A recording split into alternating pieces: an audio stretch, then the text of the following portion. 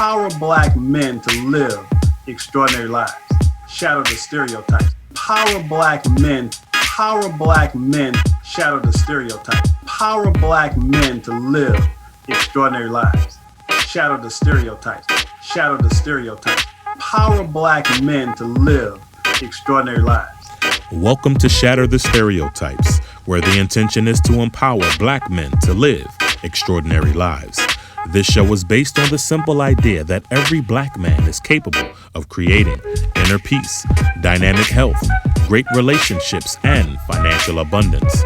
Therefore, we provide insights and strategies to educate, motivate, and inspire Black men to reach their full potential and create the life of their dreams.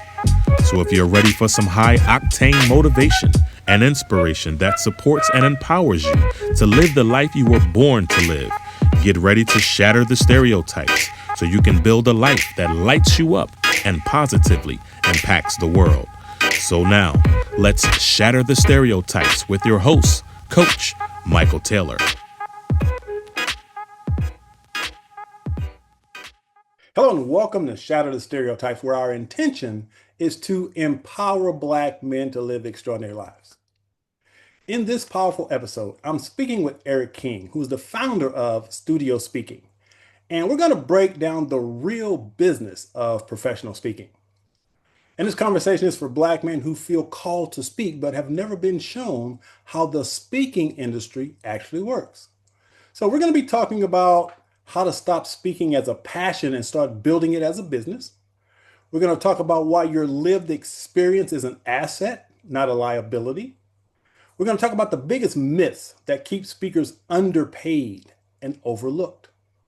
And also how to position yourself, price yourself, and own your voice with confidence. So this episode is not about chasing stages. It's about ownership, income, impact, and legacy. So if you've ever thought, I have something to say, but I don't know where to start, this episode is your blueprint. So without further ado, let's welcome Eric to the podcast. Hello, Eric. How are you? I'm doing great. How are you today? I'm doing fantastic. Super excited to have you on the show because, like yourself, I love speaking. I was born speaking, I think. It is just a passion of mine. And I know that some people say that public speaking, more people are afraid of public speaking than dying. which is amazing to me. But again, we're going to kind of dive into the speaking industry. So I'm really looking forward to this. But before we do, let's dive in with a few icebreakers, first of all. So first of all, just tell us where you're from. Yeah. So I'm originally from Nigeria, and I've lived here since I was a teenager. Okay. And where are you living now? I live in Virginia, Potomac Shores, Virginia, right outside of DC. Okay. So name a woman who's inspired you to be who you are. Oprah. Okay. Now, I'm so glad you said that because I get a lot of pushback from brothers when I say she inspires me, because I remember when her show was really popular and, she'd be having conversations with these women and then the women would go home and say, well, Oprah said. Yeah. But I am so inspired by her. I'm really glad you brought her up because she's amazing to me. She is. And if you look at her background too, I mean, absolutely. She came from nothing, but she made something out of it, out of her life, Absolutely. So name a man that you look up to and admire. A man that I look up to. Dead or alive? Doesn't matter. Dead or alive. Martin Luther King. Just celebrated his day. So yes. Appropriate. Now, name a book that you love and tell me why you love it. How to Win Friends and Influence People. Okay. It's a book. I read the book in my 20s, and it really shaped me because I realized that business is about people. It's about learning how to relate to people, finding out what other people need and helping them. It's not about chasing dollars. A lot of people chase money and they never make much because everybody chases money, right? But if you get to know people, you get to relate to people, you get to edify people, then you put yourself in a better position to become wealthy. Yeah. That's a classic. If you're into personal development, you got to have that on your bookshelf somewhere. Yes. So now, you like movies? Yeah, yeah, I do like movies. Name one of your favorite movies. What comes to mind? Um, uh, the one with Will Smith where he played the stockbroker. The Pursuit of Uh, Happiness. Pursuit of Happiness. Yes, yeah, Yeah, that's my favorite. Yes. great movie. And as a matter of fact, when that movie came out, my son called me after he saw the movie and he said, Dad, that's your story. Really? Yeah. Were you a Very. stockbroker? No, I'm not a stockbroker, but I've gone through, I was homeless for 2 years living out of my car. Oh, wow. So I've I didn't had know that. to overcome some amazing challenges, and that movie just kind of encapsulated some of the challenges that I went through as a single dad. Wow. Wow. Yeah. Yeah. Now, if I gave you a magic wand and you could create anything your heart desired, what would your life look like 10 years from now? Question. You know what I want, what I would like out of my life is to be able to make my business a household name. And for it to be a household name, that means I would have helped thousands and thousands of great speakers get on stages and change their lives, right? So that's that's what I would really want to do. Yeah. So that means you're going to be sitting on Oprah's chair and you're going to be having a conversation about, Yeah. about studio speaking, right? Yes, yes, yes, yes. Now, I wrote a book titled The Cure for Onlyness, a Black Man's Guide to Joy, Passion, and Purpose. And in that book, I talked about the unique challenges that we as Black men face when we are in environments where we're the only person of color. And I'm sure you've had that experience. So I'm curious, how do you navigate those spaces? That's a good. I've been in that situation many times. Um, you know, I feel that I just have to represent my people in a positive light, right? I tell my sons, I have three sons, and I tell them that, if you arrive late, people will say you're late because you're black. Mm, If you were white, they'll just say things, maybe it was traffic, right? So I tell them, that you have to actually hold yourself to a higher standard, right? And because I had that mentality, it made me work harder. It made me be more responsible, right? So I don't look at it as a negative. I actually look at it as a positive. mm, I have to separate myself in terms of I can't, I can't let all those stereotypes be true, right? yeah. I have to be honest. Absolutely. Yeah, Absolutely. And I've always kind of looked at myself as a representative. So yeah, as a yeah. man who happens to be black, I've always felt that how I show up is going to impact a lot of people's perception of black people. So Yes, when I show up in my full power and my authenticity, then I can literally change people's mindset about black people by how I show up. That's the way I've always looked at it. that's true. So, last question. As a man who happens to be black, are you optimistic or pessimistic about the future in general? Absolutely optimistic. Mm, I'm an optimist all the way. I'm nice. an optimist all the way. Absolutely. Nice. So, let's talk about your story. So, first of all, you were an attorney, is that correct? Give us a little background about yourself. Yes. So, I actually started out, I went to Temple University in Philadelphia. I got a job working for Xerox and they put me in sales. So I started in sales, right? And I wasn't that good, right? Until I met a mentor who taught me that, sales is not about convincing someone to get what they don't want.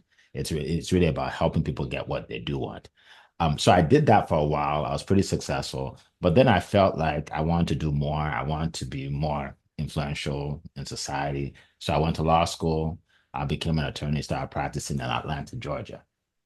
And I was a criminal defense attorney, believe it or not. People say, "Oh, you like criminals?" I like it's not about liking criminals. It's about giving people the rights that they have, right? To get good representation, right? Um, So whether someone is guilty or not, they still deserve representation, right? And I wanted to get practice as a trial lawyer, right? When I was in before I went to law school, Johnny Cochran was really famous back then. I just had the big case. We won't even go into that. He had the big case, and yeah, so I'm like, I want to I want to do that. But then I did it for a while, and I realized it's really not my calling, even though I wanted to. So then I went back into business, and I became an entrepreneur. Ah, so how did becoming an entrepreneur, how did you guide or get guided to become a speaker? How'd that happen? Because yes, it's interesting. My dad, God rest his soul, he used to tell me that if you want to achieve greatness, you have to face your fears. Mm. Right. He said, he would say, the thing that you're afraid of, you have to do. And at first I didn't understand that, but I took his word for it. Right. I was afraid of public speaking. So I decided I'm going to join Toastmasters. I'm going to do whatever it takes to get in front of people. And then I started getting better and better and better. Now I do it for a living and I help people, speak on stages. But that's how I started because I was afraid of it. Yeah, and again, that's an excellent point that I need to make for you as you're watching this. If you're thinking about becoming a speaker, my first recommendation is to join Toastmasters. Absolutely. With, without question, it's going to lay the foundation for being a great speaker. And like yourself, I remember I didn't, I joined Toastmasters because I had started a nonprofit organization and I knew that I was going to be soliciting funding from people. So I actually joined Toastmasters because I simply want to improve my communication skills. I didn't do it to become a speaker. I just wanted to be able to communicate better. Yeah. But when I went and I joined, I was like a fish in water. I absolutely loved it. And when I found out how much money you could make speaking, I was like, Yes. really? People make money doing this? And so that's been almost 30 years ago. Yeah. So, Yeah. so yeah, I was sort of divinely guided to Mm. become a speaker. So, I think, and again, this show is targeted specifically to Black men. And I think many Black men don't feel called to speak, but they feel called to speak, but they don't see it as a viable career. I think they might see a Les Brown on TV, or something like this, but they don't really think they could actually create a speaker business. So when did you realize that speaking could be a real industry and not just a passion project? A long time ago, I was in my 20s and I was in Toastmasters. And, with Toastmasters, they have different competitions. So, I won at two different levels, I think regional or district or something. So I got this award. So someone told me, she said, you can speak for pay, like you can go out there and make money. And I didn't even understand how that worked. But then a group asked me to speak at their event and they said that they don't have much money in the budget, but they'll pay me $500. And I'm like, what? And like, I'm 24 years old. I'm like, okay. And they're apologizing that that's all they have in the budget. So I go there, I speak for maybe 30 minutes, and they pay me $500. And I said, wow. This is I enjoyed myself. I helped people, and I got paid at the same time. And that was the beginning. And then I started getting more money for my speaking engagements, and then that's how it started. So what are some of the myths you think people have about the speaking industry? Especially for brothers who come from, non-traditional or shall we say marginalized backgrounds, which I hate Yeah, titles and labels, yeah, that's yeah. about us. But again, from a black male perspective, what do you think are some of the biggest myths we make up about the speaking industry? Some people think you have to be born with the gift of gab. Mm, Yeah, you don't have to be. Like, I was shy when I was a kid. Like, I was never the person that stood up and spoke. You don't have to be born with the gift of gab. You just have to have something to say that helps other people, that mm, people can relate to, right? It's not the loudest person that makes the most money, right? yeah. It's the person that gives value, right? I think that's a myth. Another thing too is some people think you have to have some kind of background, right? Maybe you went to school for communications, and none of that matters. I mean, you can come from any walk of life and become a speaker, because you're speaking based on your passion, your background, how that has shaped you. You're telling stories, right? So yeah, so I think those are some of the myths, really. A couple of the myths. Yeah, and I can definitely speak directly to that because when I first, again, joined Toastmasters, I wasn't looking to become a speaker. I was just trying to improve my communication skills. But one of the challenges I had at the beginning was, we hear the term imposter syndrome. So I only have an 11th grade education. So initially, when I became a speaker, I'm thinking, well, who's going to listen to me? you know. But then when I started speaking, I realized that I had a powerful story to share, a story of overcoming divorce, bankruptcy, foreclosure, homelessness. And I Wow. realized, okay, number one, I have this gift. This is a gift for me. I have this gift to speak. So why am I not putting myself out there? So, like yourself, I faced my biggest fears. I started speaking at high schools for nothing. Started, slowly getting little speaking engagements, $100 here, $500 here. But to me, I was having so much fun. I would do it even if I didn't get paid. I just loved it so, so, so very much. So now, in your experience, what separates speakers who get paid consistently from those who stay stuck chasing opportunities? Well, people that take the industry seriously, right? That you take it seriously. I mean, you join the right organizations, so you're around the right people. You hone your skills as a speaker, as a negotiator, right? So you take it seriously. I tell people treat it as a job, because a lot of people that I have a business, but then they're not serious with their business, but they're serious with their job, right? So Yeah. treat it as a job, a job. Treat it as something where you could get fired from it, and you work hard. So yeah, I think part of it is just taking it serious and realizing that it could be a career for real, for sure. Yeah, that's a great way to look at it. It can be a very lucrative career. So, Yes. with that being said, let's talk about studio speaking and your company. So, tell us how that came about.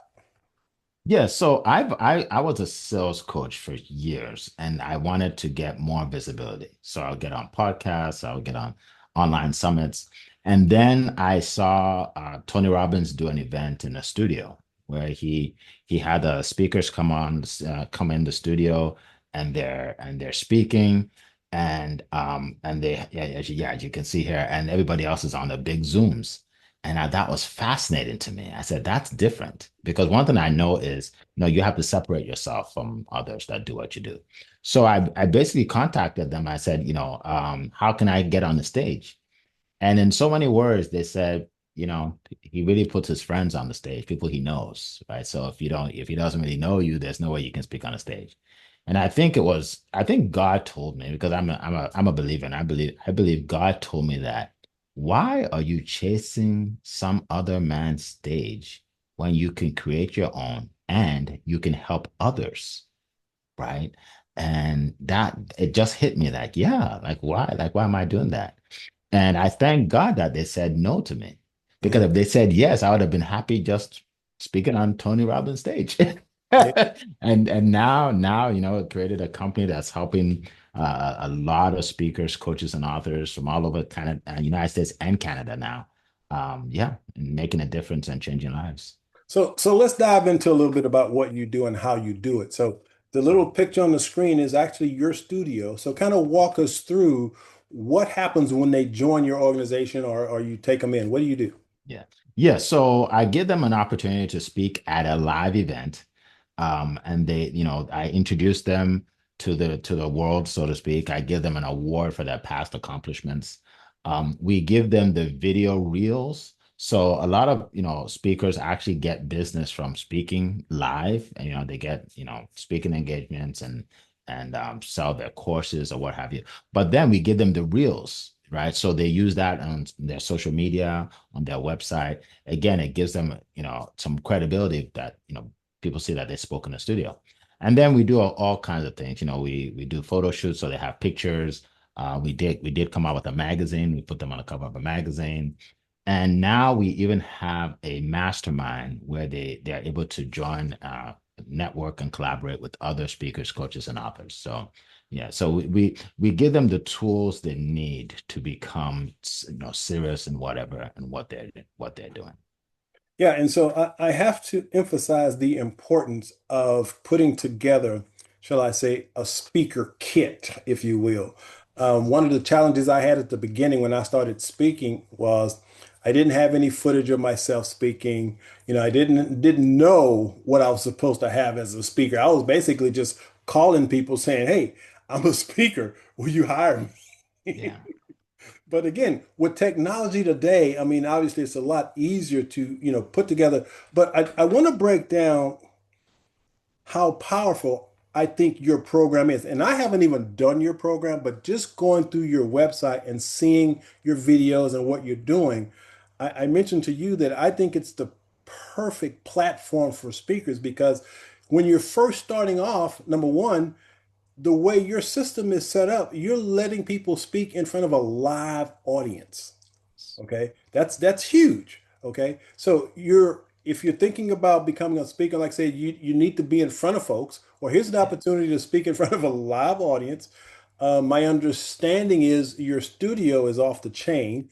That is just very professional. People, I mean, I read a lot of testimonials about it. But most importantly, you give speakers the tools that they need to build a speaker business.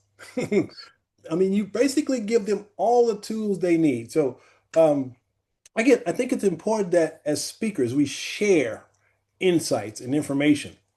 And I've done several events similar to what you do here to build my portfolio. But I really, in all honesty, wish I would have met you 5 years ago Yeah. because I love the way you set it up. And eventually I will be doing your program. I'm absolutely certain of that because of how much I believe in it. But again, from a speaker's perspective, I want you guys who are watching this to know that if you're going to be a successful speaker, you're going to need some video footage. You're going to need some live footage. You're going to need, and again, the way you set it up so that you actually give someone an award as a speaker. Now, see, that carries a lot of credibility weight. If you have a website, which if you're going to be a speaker, you got to have a website. Okay. Yes. So you got to have a website. But if you have a website, and to have yourself receiving an award as a speaker, when meeting planners and stuff see that, they're like, "Whoa, this guy's got, he's done something." So it's important as a speaker. That's the great place to start is building your kit. And again, that includes a press kit, a media kit, speakers kit, all of that. And basically, you put all of that into your package. Is that correct? Yes. Yes. It includes a speaker one sheet as well. Yes, we do. Perfect. Perfect. So once again, I'm tooting Eric's horn here because I really believe, and again, I've been speaking for about 25 years, and pretty much I've done all of the different things. And I just love the way that you set it up so that the studio, the awards, all the things that you do, I think it's absolutely perfect. So, Thank you. in your experience, for Black men listening who may feel invisible, in corporate America or professional spaces, what what's the mindset shift that's required to confidently claim space as a paid speaker? Because there's people out there with degrees and making money and maybe can talk a little bit, but there's a mind shift I believe that has to happen to shift from corporate, if you will, to being a business owner yourself and a speaker. What kind of shift is required to do that? First of all, you have to believe in yourself and believe in the message that you provide to the public. People focus so much on business, my business, my business. You have to work on yourself more than you work on your business because your business is you, right? So if you believe in yourself, you'll make the right calls. You'll join the right groups, right? So you have to believe in yourself and you have to believe in what you are talking about, right? You have become an expert in something. become an expert in something, so you can, once you become an expert in something, then you have the confidence that you can talk about it and wherever you go. Right. So I think that's very important. Know that you are worthy. You are worthy. You are the best. I put a guy on my stage. He's a sales guru, right? And I introduced him. I gave him an award and all that. And then someone messaged me and said, "Well, Eric, isn't that what you do? Why would you put your competitor on your stage?" And I smiled. I said, "Because I don't see him as a competitor." I Mhm. said, "Nobody does what I do like I do it. Nobody in the world." Right. So, I don't see him as taking my people, right? Like I don't Yeah, believe that, right? absolutely. Like Yeah. I don't believe that. So, and that's a mindset that I have, right? That nobody can do what I do with like the way I do it with my personality. Nobody. So I think that's how you have to think about yourself, that there's nobody that can do what you do. And if you think that way, it will open doors for you because you will act accordingly, and wherever you go. Yeah. Now, how important is it for a speaker to have, a lot of people always talk about branding, branding, branding, branding. You got to be branded.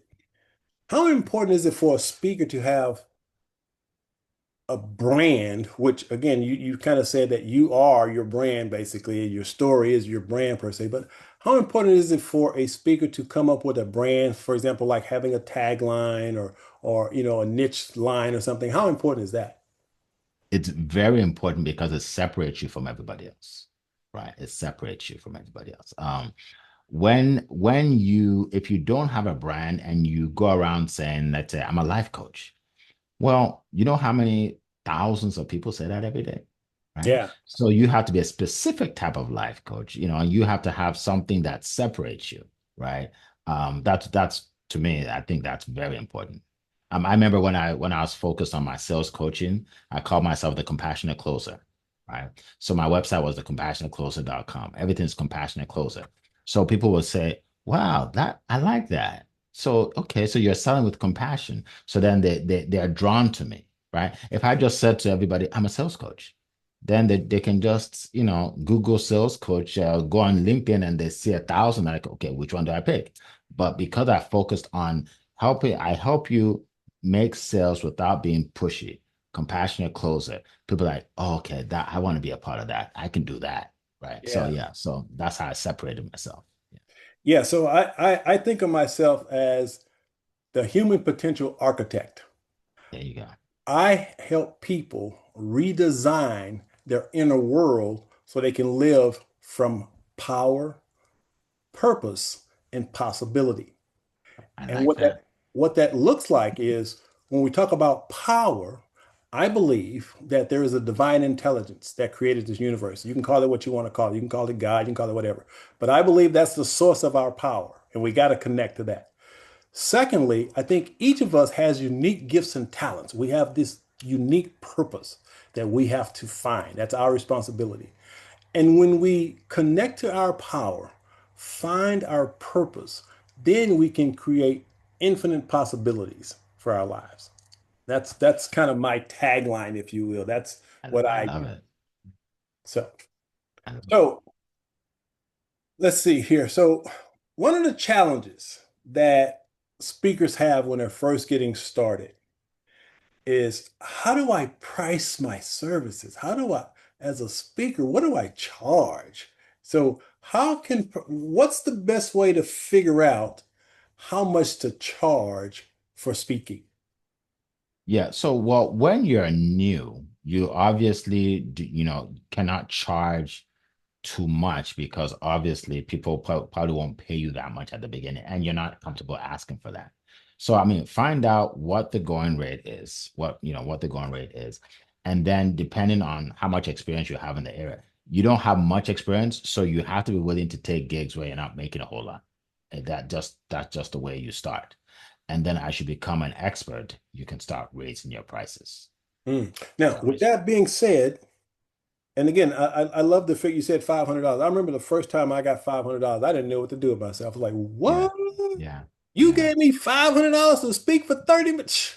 Yeah. I'd have done it for $100. I would have done it for free. I thought I was just having fun.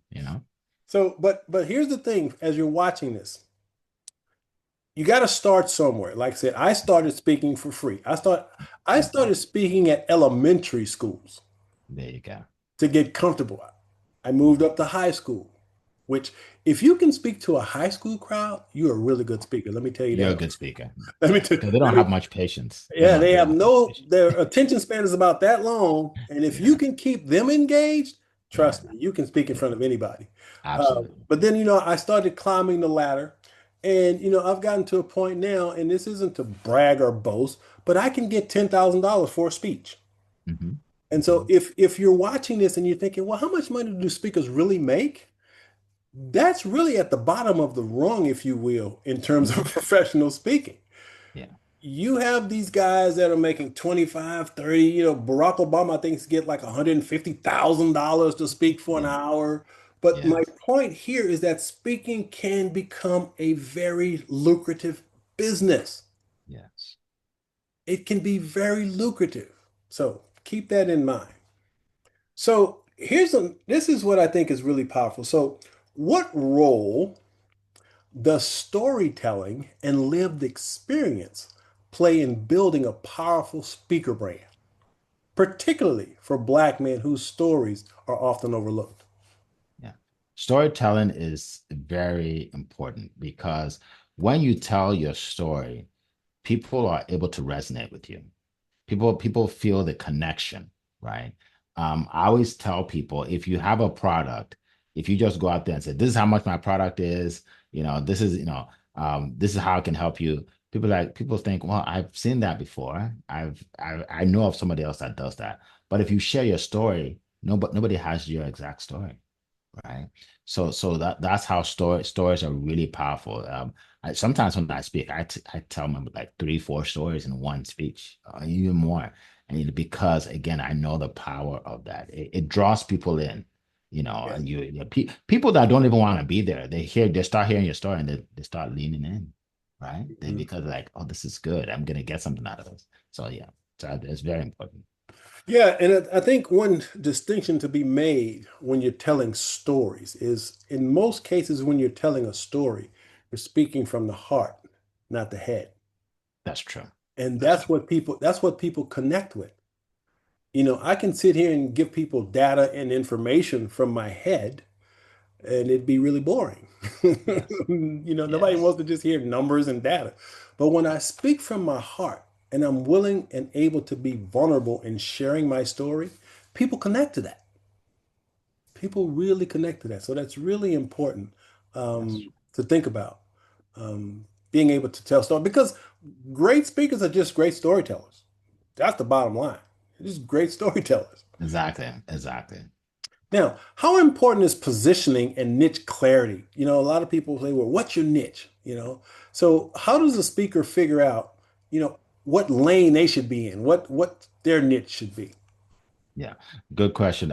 Well, for the niche, I think that you choose something that you are good at and a way you can help people with it. So you're good at it, you can help people with it. It comes easier to you. It comes easy to you, right? So I would never choose a niche that has to do with science, like chemistry, physics, biology, because I'm not good at that, right? So Yeah. choose a niche that comes easy to you and helps other people, right? And it's very important to be strategic and to be specific because even people that want to speak on my stage, a lot of the people that contact me that are disqualified, the reason they're disqualified is because they don't have an expertise.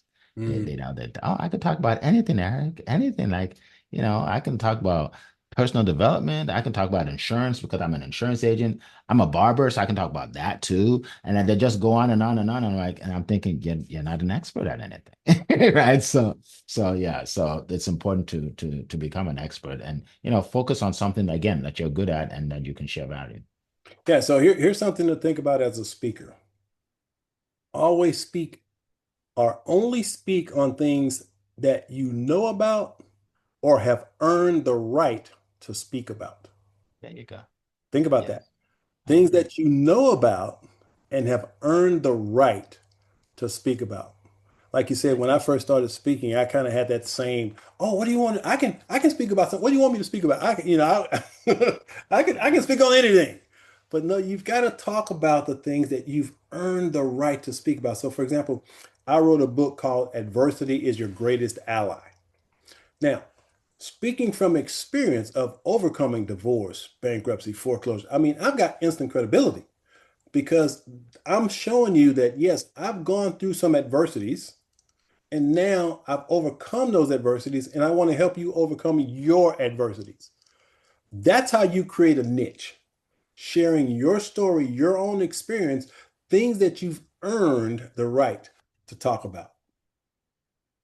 So I'm curious, why do you think it's critical? And again, this is really just my opinion, but why do you think it's critical for more Black men to enter the speaking industry right now? Well, because we don't have enough voices out there. We don't have Thank enough you people that represent so us. much. You know, That yeah, sums it up. that's it. Yeah, we need more. We need more people that Yeah. can do it. And so, one thing that bugged me is I hear in mainstream media people say, well, there's a lack of Black male role models. There's Mhm. never been a lack of Black male role models ever in this country. Ever. There's Yeah. been a lack of exposure because the Yes. media doesn't showcase the positive stories about us. So rather than point fingers and place blame on racism, I said, why not create our own movement that Exactly. shatters the stereotypes about us?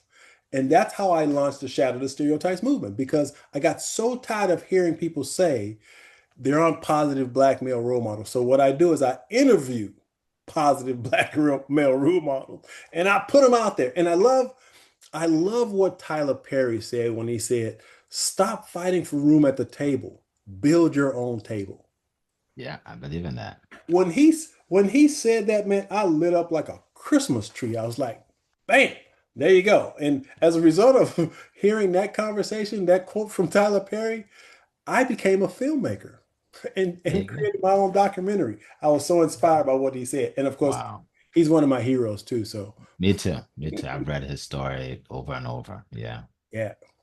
So, if a Black man listening today feels the call to speak, but doubts himself, what would you say to him about his voice, his story, and his responsibility to share it? Yeah, I would say, borrow my belief in you if you don't have belief in yourself that you can do it, right? You have a responsibility to do it because there are people that need to hear your story, right? There need people that need to hear your story. And then surround yourself with people that inspire you to greatness. Mm, Don't do it, don't try to do it on your own. And it's better to be around people that have done it or that are doing it now. I'm a big proponent of masterminds and just meeting and growing with other people. That's important. yeah. Yeah, and let's talk a little bit about that because I think that's a big piece, especially for us as Black men. The willingness to invest in our own potential. Mhm. Now, again, I'm a certified life coach. And so I am a firm believer that as a human being, we have an infinite capacity for learning. There's nothing we can't learn if we're willing to do so. But I do get some pushback sometimes from people who look like me because I have such a strong stance of optimism and possibilities. So I want you to just kind of dive into the importance of investing in your own potential because as a business owner, obviously you have to make investments to grow your company. But if you want to be a speaker, you have to be willing to invest in yourself. So Yes. talk a little bit about that. Yes. Well, if like I said at the beginning, you have to take your business seriously. To take your business seriously means you literally pay to get the right resources, the right skills, right? I went to several seminars where I learned about this industry. I remember traveling to different states to learn, right? I've probably spent a couple $100,000 in all my trainings and everything I do. I took a training to be able to do videos online so I can promote myself as a speaker, right? So I paid somebody for that, right? I paid someone to help me create my course, my coach. Like you can't just think that you're just gonna do everything for free. It's a business. Businesses aren't free. Resources aren't free. You gotta invest money into it. Yeah. Yeah, and again, I can't emphasize this enough. The importance of investing in your own potential, who you are, getting to know who you are. Because if we pay attention to mainstream media, you know what that narrative says in our minds. You know, we hear all the negative stories. And I remember, gosh, back in, let's see, 85, I guess, 1985, one of my mentors is a guy named Dr. Wayne Dyer. Yes. I Great started guy. reading Dr. Wayne Dyer in my 20s, and I read one of his books called Your Erroneous Zones. Mm. And there was one line in that book that literally changed my life.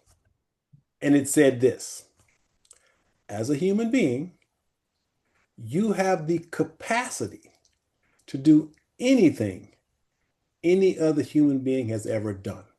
Wow. And if it hasn't been done, you can be the first. Mm. And when I read that, it's like my soul heard it or something. In that moment, I no longer saw myself as just a black man. I saw myself as a human being with unlimited potential. Now, in no way did I deny my ethnicity. That's not what I'm saying. But when I read that, something clicked and I went, hmm, I get that. And that line and another line that my mom taught me, and I'll never forget this. I was born in the inner city projects of Corpus Christi, Texas, to a single mom with 6 kids, and we were basically the poster children for poverty back in the 60s. But my mom said this to me when I was probably 10. And she said, Michael, if you want something badly enough, there is no one or no thing that can keep you from attaining it except yourself. Wow. Yeah. I agree. And when she said it, once again, there was a part of me that heard it and said, so I have in no way ever felt that being black was a disadvantage. I've always seen being black as an advantage. That's just the way my mom brought me up. Yeah. My mom never talked about, the white man is doing this or they're holding you back. She said, if you want it badly enough, no one can stop you except you. And those are words that I live by to this day. So, um, let's see here. What I was going to say? Oh, how should Black men think about building assets around their voice, such as intellectual property, frameworks, or platforms that can create income beyond speaking? Yeah. Yes, so that's a great question. I believe anytime you go out there and you speak and you inspire a crowd, you should have something that you can monetize, something that people can buy from you, right? I started with an ebook. I had an ebook, right, where you can download the ebook, and I think it was, I don't know, $50 or 40 something dollars. It was pretty cheap. And then I wrote a book, and then I created a course, right? So there are different things you can do. And then I had a coaching program. So just have different ways to monetize. Some people will want to buy maybe your course to see online. Some people want to work with you one-on-one, so you can create a coaching program. But yeah, there are so many different ways to monetize your gift. And I tell people, if you don't, you are depriving people of the benefit that they would receive by your expertise. And you're depriving yourself and your family from the income that you can attain by helping other people. Absolutely. And I'll say this, if you want to be a speaker, anytime you speak, make sure you record Absolutely. it. Yes. I Make sure don't care everything's where you're speaking, record it because you may be able to repurpose it for something else. So, the cool thing about technology today is that you can take your phone and create amazing content that looks professional. I mean, looks really, really good. It doesn't take a genius to figure out some basic editing stuff that you can do on your phone to create little clips of what you do. So know that you're building a portfolio of assets. Yes. And videotapes one of the best assets that you can have because again, you're going to have a website, you're going to be on social media. So those little clips, you can clip a little here and promote this and do this, and you can end up repurposing. I have videos that I did 15 years ago, and I'll pull up and go, oh, I forgot all about this, but that fits perfectly over here, and I can cut a little clip Yes. here. And Yes. so always, always, always, anytime you speak, record it. And if, Absolutely. and if you do a podcast or something like this, keep it. You can always Absolutely. use it to promote yourself. I agree. So, so from your perspective, we hear the word scale, especially when you're starting a business, right? So the kids, you want to scale, you want to grow this thing and scale it. So what is a scale? What does scaling in the speaking industry look like? What do you think? What would that be? How would you define that? Well, part of scaling from a speaker's perspective is having people that you work with that you can delegate other tasks to that can help you promote yourself as well. So it's not just you, right? Like I have a team. I have a team, right? So when you have other people for instance, I have someone that works on my social media, right? To push out my information, so I don't have to sit there and do it. I can be speaking with people. I can be speaking on stages, right? So you want to be able to delegate different things that can help you move your business forward. Yeah. So one of my quotes is do what you do best and let someone else do the rest. Oh, I love that. Can I steal that? I'm gonna write that down. You can definitely steal that, but that makes a lot of sense because, and especially, as solopreneurs, sometimes, we have to wear a lot of different hats. And at the beginning, maybe you're having to do most of it yourself, and that's fine. But as you grow your business, you want to focus on what you're good at, what you're best at. And so for me, I'm pretty comfortable doing social media, but I do need someone that can do follow-ups for me.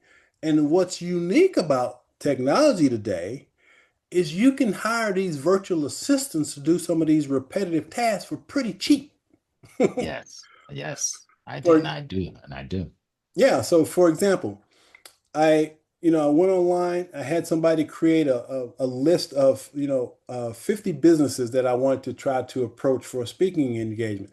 Well, I ain't had time to do that. So what I do, I hired a virtual assistant, and Mhm. she's very good. She makes the calls for me. She keeps Yeah, track of yeah. everything, and then boom, boom. So there's no excuse not to have someone support you as you're growing your speaker business, because again, a lot of this stuff can do relatively cheaply, which to Yes, me is just amazing, you know. absolutely. And technology is, like I said, I remember back in the day, I would do a speaking engagement back in the day when you had a credit card machine that you had to slide the credit card. You remember back in Mhm, the day, you had the mhm. little printer thing and boom. So I do a speaking engagement, and when I get home to kind of go through all my receipts, you couldn't read half of them. And so I Yes, just I just lost money because I, yeah, I couldn't read the freaking receipts kind of thing. But yeah. now, boom, It's all electronic. Yeah. on my phone, you tap your credit card, boom, I get paid right there. Hmm. Hmm. Pretty amazing. So technology is so amazing. So Yes. here's something I want to talk a little bit about as a speaker. Let's talk about the importance and understanding contracts as a Yes. speaker. So just kind of give us a Cliff Note version of how important it is to have contracts as a speaker. Yeah, it's very important because it protects you, right? Two people can have a conversation and what I took out of it is different from what you took out of it. So what I think the deal is totally different from what you think the deal is. That's why it has to be in writing. How much you're going to pay, how much they're going to pay you is in writing. What your responsibility is in writing, right? It's very important to protect yourself. Absolutely, anytime you go out there to speak. Yeah. Even when you're not charging anybody, So let's say you're going for a speaking engagement and and you're going to do it for free. You want to put in there that, okay, I usually charge $5,000, but this time I'm gonna, I won't charge you, right? So, but when you put it in there, it shows the value that, okay, this is how valuable you are to, this is how valuable you are to the marketplace. So still have something to write. Still have something to write. Like Yeah, I and said, it's also important to tie down the details. For example, if I'm going to be speaking, I need to know, well, do you have a screen? If I'm Mhm, bringing my laptop, mhm, how many people are going to be there? mhm. What do I need to bring? Those types of things. So the contract's going to include all of that so that you don't forget something. Yes. Yes. Yeah.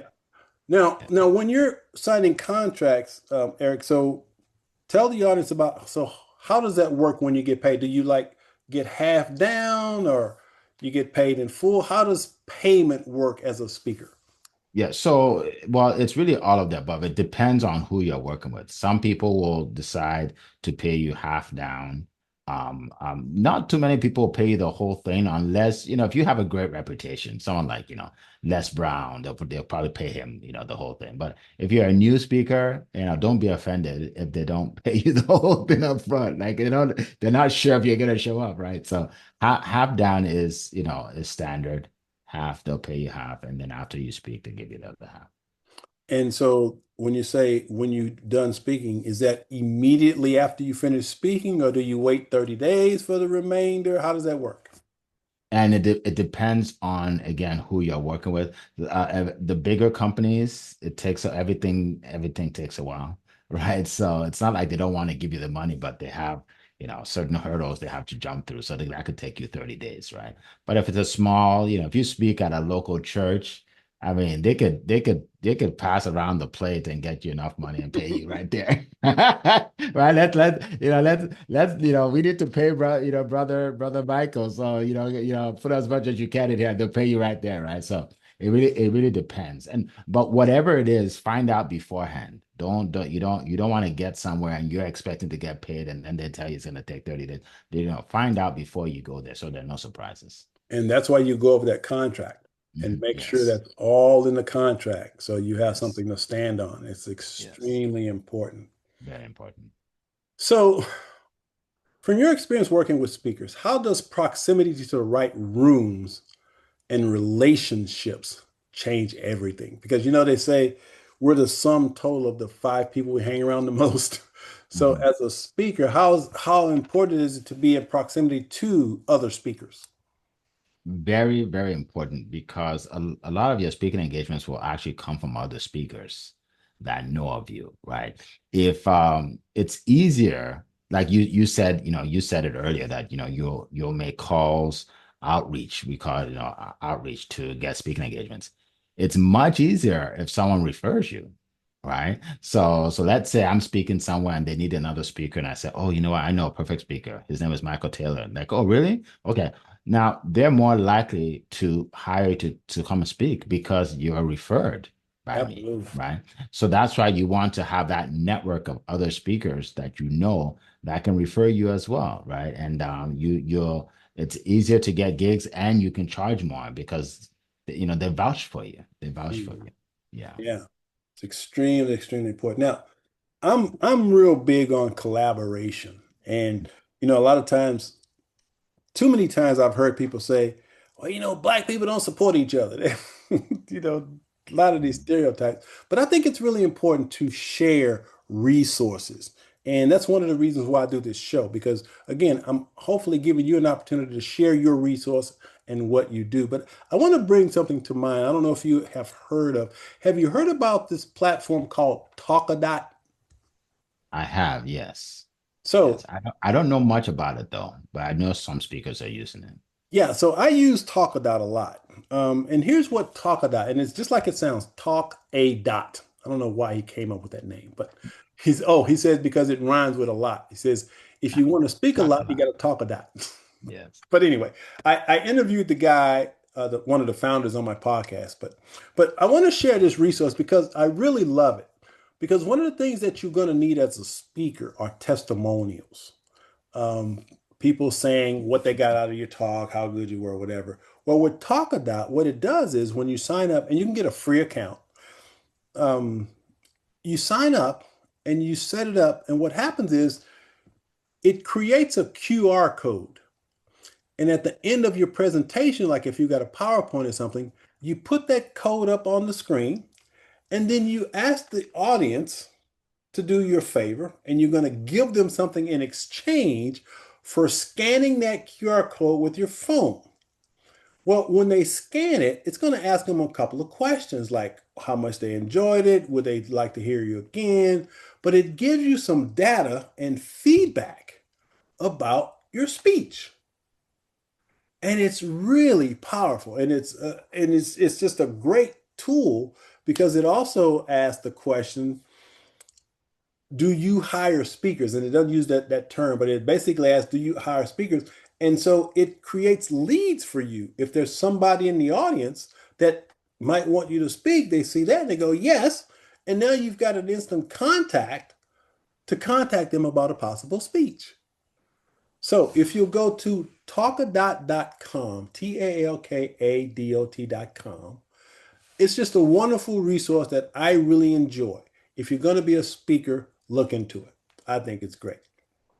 So, with that being said, looking ahead, where do you see the speaker industry going in the next 5 or 10 years, especially from a Black male perspective? Where do you see it in the next 5 or 10 years?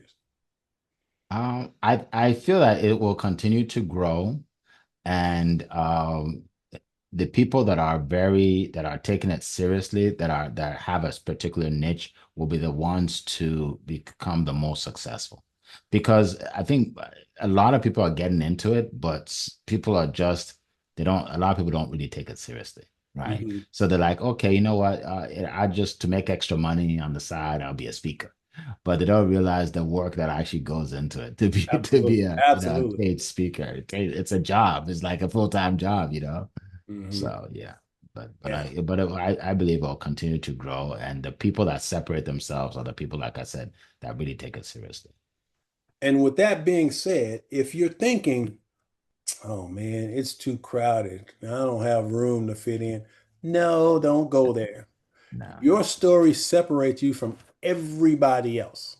exactly. You have a story because most of us as speakers, we're all basically saying the same thing. Hmm. It's We the just stories that you we that just have our differentiate us. stories, right? And so if you're thinking there's no room for you, trust me, there is room for you. You just have to make that room. You have to Yes, fit in yourself and knock down doors if you have to. But rest assured, again, I'm an optimist. That's the lens through which I see the world. And I personally believe, especially as Black men, we are actually thriving. You just don't see it in mainstream media. The question becomes, are you willing to thrive? Are you willing to knock down whatever door is necessary to create a life of your dreams? And again, it sounds like a motivational speaker, but yes, that's what I do. But what I'm saying is, it is absolutely possible if you're willing to do the work. absolutely, Doesn't come easy, but it's possible. absolutely. So, with that being said, now I understand that you've got an event coming up. Tell us a little bit about that. Yes, I have an event. It's called Impact and Influence. It's on the 26th and 27th of January. I have 15 speakers that are speaking about different topics, from how to monetize AI to how to become fit. In 2026, we have a former Harlem Globetrotter that will be speaking, how to create generational wealth, write a book, 15 different industries. And yeah, basically, yeah, you click on the link, you register, it's absolutely free. So there are two things I do. I help speakers that want to speak on my stage. So you go to studiospeaking.com, click on that. If you watch the video, if you feel you qualify, then book a call with us. Or if you just want to come to our event, you can do that as well. Just again, I think you'll put the link in the chat somewhere. And then they can click on that. Or you can just follow me, Eric F. King, on all social media, and you'll be able to find my events also, Eric F. King, on all social media. So, studiospeaking.com, Yes. that will get them there and then they can figure out where to go. Yes, studiospeaking.com is for people that want to that want to speak on the stage. Okay. But if you want to come to my events, go to Eric F. King on LinkedIn, Instagram, TikTok, YouTube. Yeah, you'll find the link to come to my events. So to just watch the event, how do they get there? Just to watch the event? Yeah, to watch the event, you can go to successwitheric.com Okay. /impact and influence. I think we can put it in there, Charlie, because it's a little long. Yeah. Okay. But what I'm saying is, let's say you go to my Instagram account, right? And then just go on, just go on to the what do you call it again? Um, when you go into where my profile is, you'll see the link there. Gotcha. Mhm. Yes, Gotcha. you'll see the link there. All right. So with that being said, I want to give you an opportunity to share your final closing thoughts, whatever's on your mind or heart to share. What I'd like to share is if you are thinking about being a speaker, maybe you are a young black man, even if you're an older black man thinking about being a speaker, and you feel that you are not worthy, I'm here to tell you that you are. You are worthy. You can achieve success in this industry. There's not too much competition out there. There's actually a lot of space, a lot of room for people like you. Um, get in the right rooms, learn from the best, get in the right rooms, and just get started. Don't procrastinate, just get started. You learn as you go. You'll never know everything before you start. Will you make mistakes? Yes, but it's okay. You'll fail forward like we all did. So that's what I would like to share. Absolutely. And so I'm an OG, 65.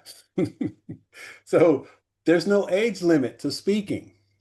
I mean, you could be as old as you want, as young as you want. I'm gonna speak till I'm 100. I already made up my mind. So Yes, me too. I'm just gonna keep on going because I love it that much. So Eric, I want to say thank you, man, for what you're doing. Again, you're one of the reasons I do this show so that people can see what we're doing. We're shattering stereotypes and letting us see us be Absolutely. successful. So again, thank you for everything that you're doing. I'm really glad that we connected.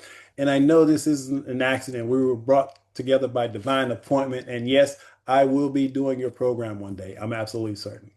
Thank you. And thank you for what you're doing for black men all over the world listening to your show. You're making a great impact and helping a lot of people. So thank you for what you do. All right. So this has been another episode of Shatter the Stereotypes. And just remember, you got to remember this. Remember what Wayne Dyer taught me.